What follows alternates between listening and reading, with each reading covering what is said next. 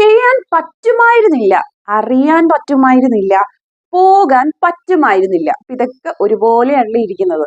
ഇത് ഇംഗ്ലീഷിലേക്ക് ആക്കുന്ന എങ്ങനെയാണെന്ന് നമുക്ക് നോക്കിയാലോ. അപ്പോൾ ഈ സെന്റൻസുകൾ നോക്കി, അല്ലെങ്കിൽ ഈ വേർഡ്സ് നോക്കി. ചെയ്യാൻ പറ്റുമായിരുന്നില്ല, പറ്റുമായിരുന്നു എന്നല്ല, പറ്റുമായിരുന്നില്ല. നമ്മളെ കൊണ്ട് സാധിക്കാത്ത ഒരു കാര്യം പാസ്റ്റ് ടെൻസിലെ കാര്യമാണ് നമ്മളിവിടെ പറയുന്നത്. അതെങ്ങനെ പറയുന്നു നോക്കാം. അപ്പൊ പറ്റുമായിരുന്നില്ല അല്ലെങ്കിൽ പറ്റിയില്ല എന്ന് നമ്മൾ എങ്ങനെയാ പറയാ? couldn't എന്നല്ലേ പറയാ. ക്യാനിന്റെ പാസ്റ്റ് ടെൻസ് ആണ് could. അപ്പൊ പറ്റുമായിരുന്നില്ല എന്ന് പറയുമ്പോൾ എങ്ങനെ വരും? couldn't പ്ലസ് ഹാവ് ആണ് നമ്മൾ കോമൺ ആയിട്ട് മൊഡാൽ വെർബ് കഴിഞ്ഞിട്ട് യൂസ് ചെയ്യുന്നത്. couldn't have പറ്റുമായിരുന്നില്ല, അതിന്റെ V3 done. couldn't have done.